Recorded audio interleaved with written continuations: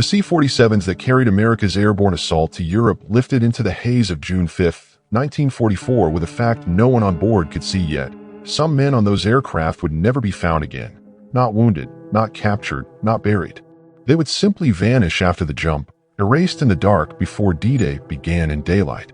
The force was enormous. More than 13,000 U.S. paratroopers of the 82nd and 101st Airborne Divisions had been marshaled for the night drop ahead of Utah Beach. Engines throbbed along the English airfields at Greenham Common, Apottery, Exeter, Membry, and a dozen others. Men sat on canvas webbing, legs angled out for balance, reserve chutes jammed against torsos, toggles and risers pre-checked by rote. The order had been drilled into muscle memory. Jump low, assemble fast, seize causeways, block German counterattack at first light. But the carefully architected geometry of H-hour planning did not survive first contact with weather and flak. En route over the channel, thick cloud decks broke line of sight between aircraft and the serials. When the lead navigators made tiny corrections to avoid flak concentrations around Cherbourg and along the Cotentin, those deviations magnified down the formation, scattering sticks like dropped buckshot. Anti-aircraft batteries around Corentin, Saint-Mire-Église, and Volognes poured tracer through blackness. Pilots jinked hard to avoid being torn open. Aircrews, under orders not to linger, threw the green lights even while off the intended DZs to avoid getting shot out of the sky. Men jumped into a country they could not see. In training films, Normandy was lines on a model board. In reality, it was a perfect blackout punctured only by tracer and farms burning from pre-bombardment. Paratroopers spilled through the slipstreams from 600 to 700 feet, too low for drift correction, too high to ensure pinpoint accuracy in gusting coastal winds. Many open canopies already spinning. They had moments to read the dark before their boots hit whatever waited beneath. Orchard, road, marsh, or river. The human burden of the misdrop was immediate. Chalks trained to fight as a platoon landed as singleton men, sometimes separated by kilometers and water obstacles they did not know existed. A trooper could hear German armor on a lane and not know if his nearest friendly rifle was 40 yards or 4 miles away. Radios were scarce. Voice was suicide. Movement risked silhouette against any lit ruin. One lieutenant of the 101st wrote later, "The map was in my head, but the ground under my boots was not the map.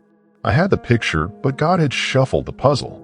The line reads like lament and diagnosis in one stroke. The first hour ashore was not an assault so much as a blind salvage attempt. Find anyone with an American accent and build a unit out of whatever you collected. 4 modern ears raised on real-time sensors and Blue Force trackers, the shock is in the nakedness of 1944 night drops. Once the ramp light turned green and you went out the door, the Republic lost telemetry on you. Your chain of command existed only if you rebuilt it in the dark with your own legs and lungs. The lesson that professional soldiers still quote from that night is brutal in its plainness. Dispersion is a blood tax. Not the spectacular one big battle tax of cinema, but the quiet attrition that begins when you cannot find your own people fast enough to mass purpose. Yet in the middle of that known chaos lay something worse, the absence not just of control, but of trace. Because in among the hundreds of paratroopers who hit wrong fields, wrong hedgerows, wrong half-miles, there would be clusters that never re-entered the operational record at all. No fire missions called. No bodies recovered. No German paperwork. No graves registration. Nothing.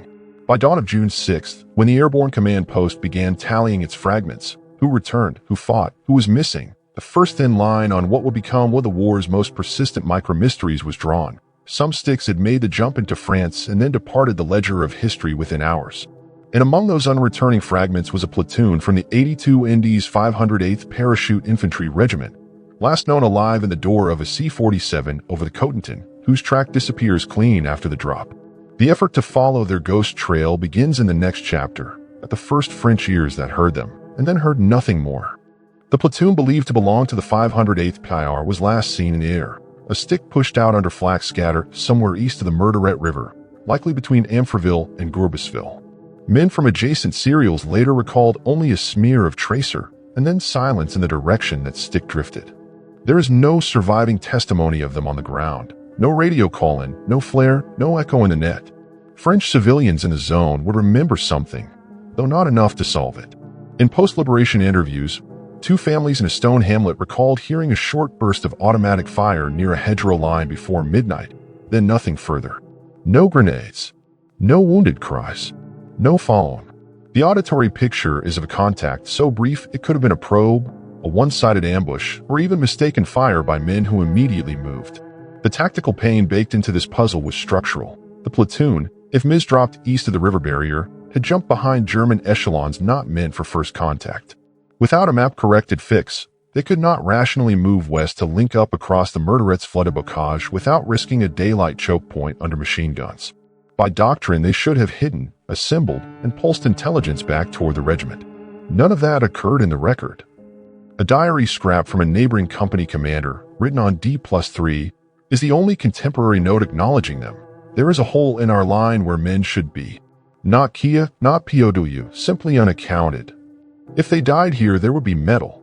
In an airborne regiment where every casualty cast a physical shadow, brass, bandage, blood, the absence of trace was its own abnormality. Modern readers are accustomed to imagining loss as a visible scene. Normandy teaches otherwise. A paratroop platoon carried light, burned orders on compromise, and could disappear into a bocage fold without a single durable artifact. The war was full of places to die where the ground gave nothing back. Yet this case still resists the normal explanations. Germans recorded no prisoners from that sector in the night hours. No American graves, marked or unmarked, surfaced in post-war exhumations along that corridor. The French civilians who heard the brief firefight never found bodies or kit in the days that followed, even when scavengers stripped fields for metal. Thus, by the time Corentin fell and the map rolled on toward the Cherbourg Peninsula, the platoon was already frozen in paperwork as nigh without detail. A category that, in 1944, could mean delay, confusion, or deliberate silence. The trail next bends not in the hedgerows, but in signals, a German intercept that suggested Americans had been seen near Amfreville at dawn, and then vanished from the German radio traffic as if the contact evaporated. That intercept becomes the hinge of Chapter 3. What little signal intelligence touched the case comes from a thin slice of German radio traffic harvested at Bletchley Park. In the early morning of June 6th, an intercept flagged by the Hut 6 desk recorded a rear area patrol reporting American parachutists observed, location uncertain, somewhere near Amfreville. Crucially, no follow-up message ever confirmed capture, contact, or clearance. The sighting simply died in the net, a dot with no line. For a war full of noise, the silence matters. German rear echelons, especially in the Cotentin where Allied airborne had landed ahead of a seaborne armada, had strict reporting habits. Prisoners, corpses, or cleared ground were normally logged. Here, none of that. If the patrol engaged, there should have been a battle report. If it bypassed Americans, there should have been a resweep. If it captured anyone, Feldgendarmerie paperwork should exist. In this case, the chain breaks after a single claim of eyes on. American paper trail corroborates absence, not presence. A captain in the regiment wrote in his field diary on D+1, "They are gone. No smoke, no noise, no trail." Officers writing after the fact tend to justify, excuse, or contextualize. This line does none of that. It is the raw note of a commander who does not yet have a theory. He only knows there is nothing to see. To modern tacticians, the implication is grim. In night drop chaos, sightings without outcomes imply either 1. Vanishing by maneuver, the patrol and the paratroopers never recollided in the same grid. 2. Vanishing by annihilation, a one-sided kill that left no salvageable trace.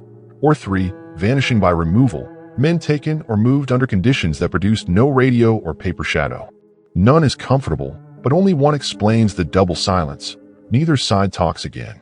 Students of signals intelligence will recognize the pattern Bletchley veterans later described in another context. The story is often written by what stops. In cryptologic history, absence after first contact is a diagnostic symptom. Something happened fast and did not require the bureaucracy to speak afterward. Either the event closed itself or someone closed the record. Translate that to ground truth in June 1944. If the platoon was briefly detected and subsequently erased from German chatter, then either the Germans kill them without remark, which is contrary to routine discipline in a sector on alert, or the Germans never got a second look because the Americans were already gone from that patch of earth by the next sweep. That possibility, that the platoon displaced quickly after a micro-contact, will be normal if we later found evidence of them elsewhere. But we do not. There is no later American trace. No weapon pits. No rumor of Americans in the next parish. No prisoner axis. No bodies turned in by farmers. The platoon vanishes twice, once to the Germans after one line of traffic, and once to the Americans after never reporting. Operational prudence says, look for the simple answer, but Normandy tolerates complexity because the terrain manufactures it. Flooded lowlands around the Murderette created dead pockets, places you could move through, fight in or drown in, and leave nothing but waterlogged soil. Artillery later walked back and forth across those polders, mulching any subsequent forensic clue.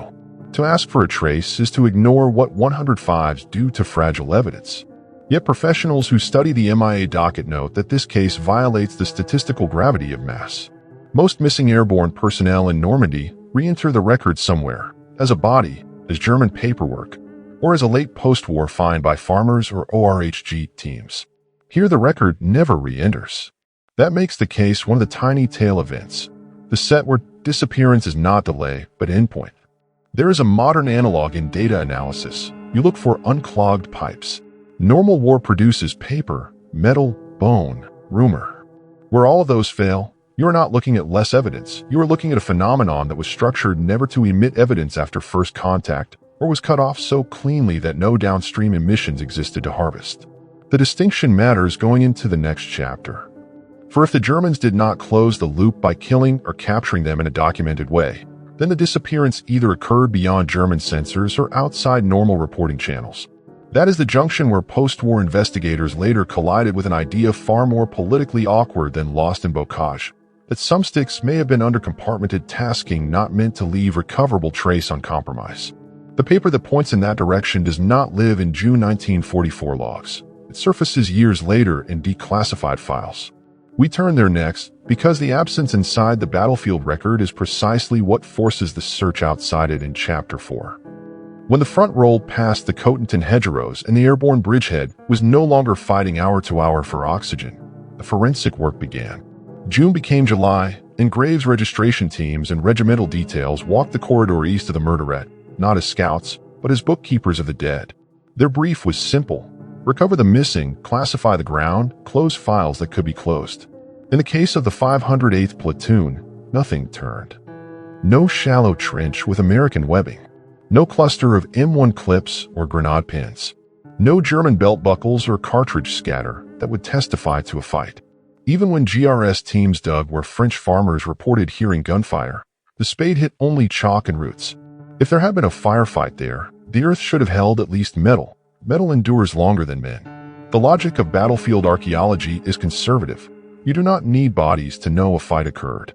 Casings, splinters, disturbed soil, blood rust in porous stone, any of these anchor an event. Here there was a void. The French who heard the short duel found no trace after liberation. The Americans who returned with daylight and time found no trace. Even scavengers, notoriously thorough in 1944 Europe, turned nothing that pointed to Americans dying on that ground. The search did not end with the summer. In 1948, in the broad resweep of Normandy to resolve residual MIAs, the sector was checked again by order.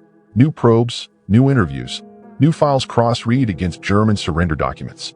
Once more, negative. Not inconclusive, negative. No bodies, no kit, no paperwork, no rumor of burial by locals, no POW forms, no administrative echo. Professionals who make peace with battlefield entropy will tell you, most MIAs are not mysterious, only delayed. A flood cover, a later artillery churn, a burial missed by 10 feet. These explain the majority of the unresolved files. But the 508th case did not behave like the majority. It presented the rarer, colder pattern. Nothing at the scene, nothing downstream.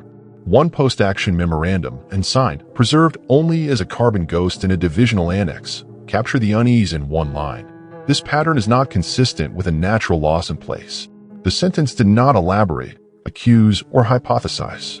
It only recorded that the absence was abnormal to trained eyes. That marginal sentence is the first hairline in the file, not a claim of cover, not a theory, only the professional instinct that battlefield silence of this purity is rarely accidental. In a war where even imperfect deaths tended to leave something behind, the total vacuum around the platoon marked the case as a statistical outlier. If the ground, the Germans, and the post-war probes all failed to supply a trace, the search had to leave the bocage and enter the paper labyrinth of compartments not read by line commanders in June 1944. That move, from the dirt to the archives that were never meant to be fused, is where the trail turns in Chapter 5. The documentary break in the case arrives not in a Normandy hedgerow, but in a Washington archive years after the war, in a file that was never intended to be read contiguous with airborne operational logs. In the 1950s, during declassification review of OSS holdings, a set of liaison directives referred obliquely to selected sticks with deniable tasks to be inserted in the Cotentin under airborne cover, instructed to destroy papers and leave nothing recoverable if compromised. The language is cold, administrative, and unmistakably designed to sever trace. The premise of such missions was not romantic. Certain resistance links near the Murderette corridor were assessed as both valuable and penetrated. Liaison attempts therefore carried a dual character: make contact if clean, erase presence if not. This was a logic of wartime triage. You risk a small compartment to protect the larger invasion. If intercepted, the stick was not to fight a tableau that would teach the Germans something. It was to collapse into silence, leaving no usable intelligence behind. Historians who later stitched these OSS papers against the airborne roll-ups noticed an uncomfortable overlay. The time window, corridor, and stick count of one such deniable tasking sit in the same geographic and temporal slot as the missing 508th platoon. This is not proof of identity. Compartments were built so that even correct guesses cannot be certified by open records, but the coincidence is hard to read as coincidence when placed against a forensic vacuum on the ground. To modern readers conditioned by transparency, the idea that an American platoon could vanish by design rather than by chaos seems alien. But compartmented war is constructed precisely so that some actions do not emit paperwork in the normal channels. One OSS directive bluntly states, "Negative result is preferable to compromised trace." In that single sentence you hear the ethic of the covert flank of D-Day. Absence is a success state if the alternative is exploitable residue. The lesson drawn by later analysts is not moral but structural. If the mission class is built to leave no recoverable evidence on failure, the absence of evidence cannot adjudicate whether it happened. The mystery is partly emergent and partly engineered. Yet even this explanation fails to close the circle. If the stick had been rolled under deniable use, the doctrine predicts one of two fates: an exfiltration that never rejoined overt forces and thus remained dark, or a compromise in which the stick burned its identity and died without residue. Both end states are consistent with what the record shows, which is to say, they are consistent with nothingness. For older veterans who read about the case decades later, the emotional friction lies here. Men trained for regimental war may have died under rules that forbade leaving a nameable footprint, making their deaths unrecognizable even to their own chain of command. That is a harder kind of loss than MIA by accident. And so by the end of the paper trail in the 1950s, the mystery does not dissolve, it reframes. The platoon may not have been merely lost by Normandy, but removed from Normandy's ledger by the logic of a second mission riding inside the first. That reframing sets the stage for the final turn, how the absence was memorialized, or not, when the war was over. By the time the archives settled and the war's official record hardened into its permanent form, the platoon from the 508th remained in the column labeled not Kia, not Povu, not presumed later recovered. Their names were inscribed on the Normandy tablets of the missing, as though the earth had swallowed them unopened. The bureaucracy did not, and under its own rules could not, mark intent where it could not mark remains. Families wrote for decades requesting clarification. Did the army believe the men died in action, were captured, or survived in some unrecorded stream? The replies, consistent and sterile, restated only that no evidence existed to move the case. In the archival silence, each family supplied its own interior narrative: heroic annihilation, clean capture and later death, or covert work swallowed by policy. The state could not adjudicate what it refused to name. For the profession of arms, the file lives on as a boundary case.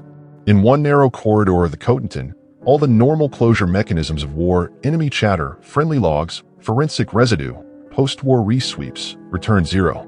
That makes the case useful not because it is solvable, but because it maps the contours of what vanishing can mean when a battlefield and a compartmented mission overlap. In 1961, a retired officer who had fought under the same divisional flag wrote a letter to a military journal, never naming the platoon but reflecting on the type: "Some of our dead will not be knowable." They bought a silence whose receipt cannot be printed.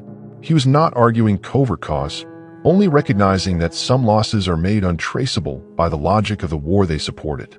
Modern analysts reading the file place it with a small class of wartime absences that are, in effect, closed sets, not pinning puzzles but completed events with no admissible evidence surface. The trail ends not in a revelation but in a plateau. The record cannot advance without a trace that, by design or by erosion, does not exist. And so the mystery of the lost paratroopers at the Normandy night drop remains exactly where it first appeared. In the interval between the slipstream and the soil, a line of men known to have jumped and never again known to have stood on Earth. The story ends not in answer, but in contour. Disappearance is the final, unarguable datum.